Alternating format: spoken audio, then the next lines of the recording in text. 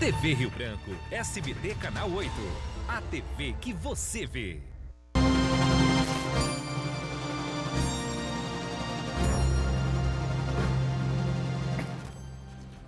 Bom dia, amigos da TV Rio Branco. Hoje é sexta-feira, 8 de janeiro de 2021.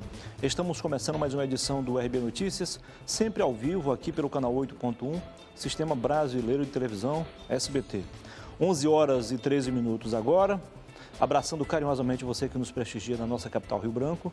E você também do interior, você de Bujari, você de Quinari, ou o senador Guiomar como queira, você de Porto Acre, cidade histórica, né? Foi lá onde terminou a Revolução Acreana, a quarta, né? A mais importante de todas. Você também de Acrelândia, de Epitaciolândia, Plástico de Castro, parte de Sena Madureira, sintonizados diretamente no canal 8.1. Nas demais cidades acreanas, você nos prestigia pela NET HD TV, canal 15, ou pela internet, por meio do portal riobranco.net. Lá no portal riobranco.net você sempre tem à sua disposição as notícias atualizadas minuto a minuto sobre o que acontece no agro, no Brasil e no mundo. Você lê a minha coluna, Panorama Político, vou falar dela daqui a pouquinho, os artigos do Dr. Narciso, enfim, os programas da TV Rio Branco, inclusive o nosso, o RB Notícias, o Bom Dia, enfim, toda a programação da TV Rio Branco está disponível também para você no portal riobranco.net. Eu vou começar o programa de hoje, vou fazer em dois blocos, uma entrevista uma entrevista aqui com o presidente da Federação da Agricultura do Estado do Acre, o empresário Açoeiro Veronês. Nós vamos falar sobre vários assuntos aqui, sobre os decretos presidenciais, sobre as medidas provisórias que visam, acima de tudo, melhorar, então, nessa relação entre o poder público e a iniciativa privada, para facilitar, então, esse ambiente de produção. A gente sabe que o agronegócio continua a ser a grande salvação da economia brasileira e aqui no Acre não é diferente. Mesmo em tempos de crise do coronavírus, a produção foi superior a 2 bilhões de reais. Isso nos dá um alento e nos dá a conclusão de que nem tudo está perdido, que vale a pena se investir, gerando emprego e renda lá na zona rural, melhorando a qualidade de vida de quem mora na zona urbana. 11 horas e 15 minutos. No último bloco eu vou conversar com o Lauro Cavalcante. O Lauro é alguém que não se acomoda, está sempre criando alguma coisa. E ele acaba de criar uma empresa, não deixa de ser uma startup, que poderá ser exemplo também, não só para o Acre, mas para o Brasil. Ele cria um meio para você comprar e ganhar dinheiro de volta, o cashback, ou seja, o dinheiro de volta no seu bolso ou na sua conta bancária, você é quem escolhe. Ele vai explicar direitinho, já, para a gente, no último bloco, tá? É um clube de vantagem de compras. Quanto mais você comprar, mais você vai ganhar. Vai cadastrando as pessoas, não é pirâmide, você não precisa pagar nada para entrar, né? Não precisa pagar nada, não precisa. Só basta comprar e cadastrar as pessoas que vão comprar, ok? Bom, agora com o apoio do Ara Super, do Ara Mix e também da Clínica e do Laboratório Dr. Lúcio Brasil, eu tenho o prazer de conversar com o Dr. Açoeiro Veronês, presidente da Federação da Agricultura no Estado do Acre. Seja bem-vindo, presidente. Bom dia. Muito obrigado, bom dia. Feliz ano novo. Para nós, né? Sim, esperamos que a gente tenha um ano melhor que esse que está terminando, que foi duro para todo mundo, né? Eu vi um sorriso estampado no seu rosto quando eu falei que o agronegócio, mesmo com imensas dificuldades, teve um faturamento aí de mais de 2 bilhões de reais aqui no Acre. É verdade, né? O agronegócio conseguiu passar ao largo da crise, né? Quer dizer, sim, nós continuamos trabalhando, continuamos produzindo, não fomos afetados diretamente no nosso negócio pela Covid. Sim. Pelo contrário, né? Nós acabamos tendo um ano muito bom de preços, claro que os custos subiram também, sim, mas em função de uma determinada série de fatores, sim, tanto da desvalorização cambial, quer dizer, o dólar mais alto, isso permitiu que o país exportasse mais, fosse mais competitivo, mas também da ajuda governamental aí, do voucher de R$600, né, que foi uma injeção de 50 bilhões por mês na economia, que refletiu, obviamente, no consumo de alimentos, e isso teve impacto diretamente no nosso negócio. Agora, isso deixa bem claro, o presidente, que o dinheiro precisa circular, né? A economia depende disso, circulação de dinheiro, né? Exatamente, né? Quer dizer, quando você analisa por que os preços subiram esse ano, a renda para os agricultores foi melhor, você tem vários fatores, né? Como esse que eu já disse do dólar e tal, mas as exportações também cresceram, especialmente pelo fator China. A China é um país hoje que compra 40% do nosso agronegócio, né? Dos produtos agropecuários brasileiros. Então, é muito expressivo o que está acontecendo na China.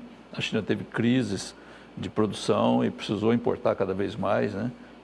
Passa por esse processo de urbanização e etc., de aumento de renda.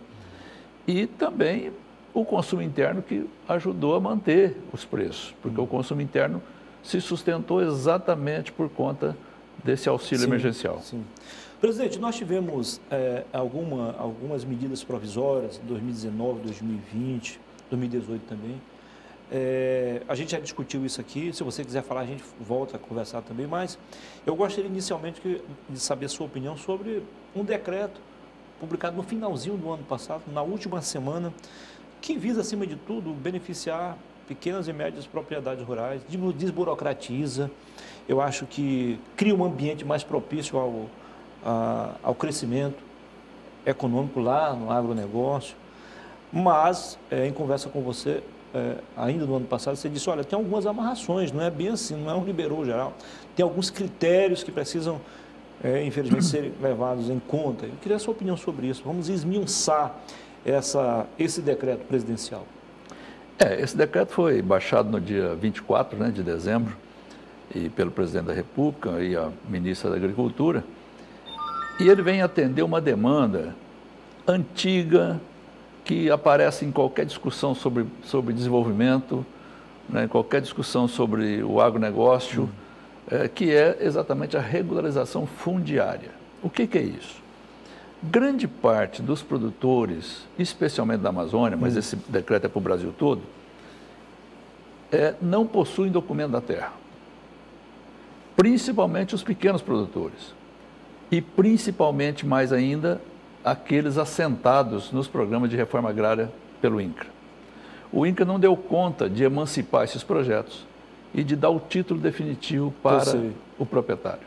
Há uma série de amarras, né, que o INCRA, debilitado na sua função constitucional de resolver essa questão, acabou que nós tivemos aí um quadro extremamente grave, porque a pessoa que não tem o documento da terra, ela não pode nem ser punida com uma multa ambiental, por exemplo, porque ele não é o proprietário da terra. Sim, sim. Ele não tem o documento da terra, como é que o poder público vai atuar em cima dele? Mas, fora isso, ele fica excluído de todos os programas de desenvolvimento, do crédito bancário, etc. Nós temos, através da aplicação do Código Florestal, o Código Florestal criou o chamado CAR, Cadastro Ambiental Rural. Todos fizeram esse cadastro. Por aí se percebe que nós temos 2 milhões de pessoas, de propriedades sem documentos, sem a regularização fundiária. Desses aí, 90% são pequenos produtores. E 50% desses 90% são assentados da reforma agrária. Nós temos aqui no Acre... Ou seja, atinge a maioria, né? A maioria. Nós temos aqui no Acre dezenas de projetos de assentamento, alguns com mais de 40 anos, como é o Pedro Peixoto, por exemplo, etc., que até hoje não recebeu, os proprietários não receberam o seu documento. É muita burocracia, E como foi mudando de proprietário, um vende para o outro, o outro vende para o outro, o que acontece? O INCRA tinha como norma ceder o título apenas ao primeiro, aquele que foi assentado. Ora, esse primeiro muitas vezes não sabe nem quem, não existe mais, né? Então nós precisamos acertar isso. Esse decreto vem, de certa forma, facilitar essa questão, porque outro entrave grave era que o INCRA tinha que fazer uma vistoria presencial em cada propriedade. Ora, o INCRA não tem perna para isso, não tem recurso para isso, não tem gente para isso, né? É muito difícil fazer. Então, esse decreto desburocratiza. O que ele faz? Para a pequena propriedade, até 4 módulos, que aqui no Acre, em média, é 400 hectares, então, até esse limite, a regulação fundiária pode ser feita por sensoriamento remoto, através de convênio que o INCRA faça com as prefeituras. As prefeituras podem ceder um técnico, e o técnico fazer o mapinha lá da propriedade, com as coordenadas geográficas e tudo. Feito isso, o INCRA já pode titular essa pessoa, desde que, e aí que vem as condicionantes, desde que seja a única propriedade dele, desde que ele esteja trabalhando na propriedade, desde que não haja conflitos, desde que não haja embargo ambiental. Então, tem uma série de condicionantes. Sua opinião, é aquilo que você falou, não é um liberou geral. Na sua opinião, até que ponto essas exigências são importantes? Muito importantes, porque você tem que ter um critério. Né? Aquele que respeitou, que não tem embargo ambiental, aquele que não está em área de conflito, de invasão, etc., com problema desse tipo.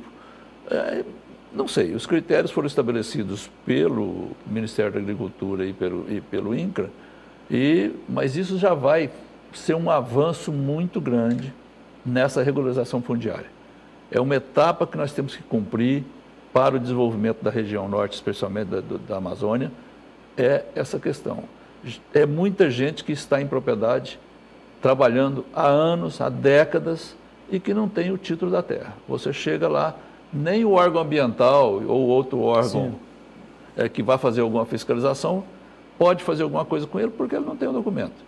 E, fora disso, as políticas de desenvolvimento, de fomento, bancos, por exemplo, que não podem emprestar para ele porque ele não tem o documento da terra. Então, é uma questão de cidadania importante, né, e de avanço muito grande na busca de consolidar esse processo de ocupação da Amazônia que ocorreu nos últimos 50 anos. Esse é o motivo pelo qual, acredito, presidente, que o BASA, que é o grande incentivador, né, tem linha de crédito especial para isso. Os outros bancos também têm, mas não quanto o BASA, né?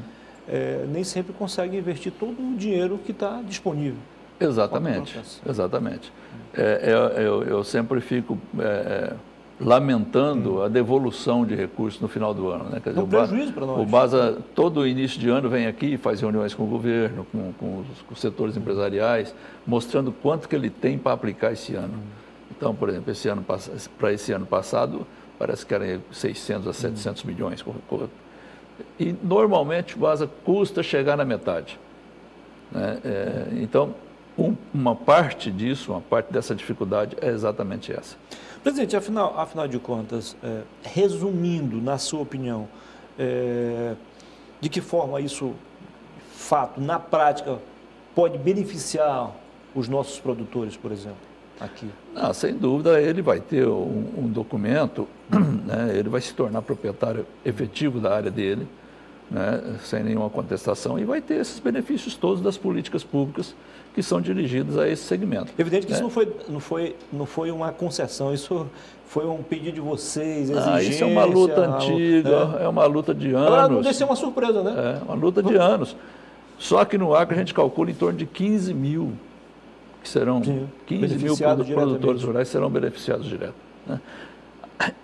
É bom lembrar que até por medida provisória o governo já tentou fazer isso o ano passado. Sim. Só que caiu no Congresso. Aí o Rodrigo Maia resolveu engavetar, segurou, deixou caducar. Entendeu? Agora por um decreto, acharam a brecha por um decreto, porque agora... Mas é só para até 4 módulos. O problema daqueles que ocupam áreas maiores que 4 módulos terá que ser resolvido diferente. E como vamos resolver esse problema, presidente? Novamente, vamos insistir numa nova medida provisória, que mudou de ano, para tentar resolver esse problema dos acima de 4 módulos. Presidente, nós, depois de 20 anos de um governo assumidamente de esquerda e que tinha como principal projeto de desenvolvimento a florestania baseada no extrativismo vegetal. 20 anos depois, assume um governo que se identifica como de direita e que elegeu o agronegócio como carro-chefe. Eu quero a sua opinião sobre isso, sobre essa diferença e, ao mesmo tempo, analisando os 2 primeiros anos. A metade do mandato já se foi, certo?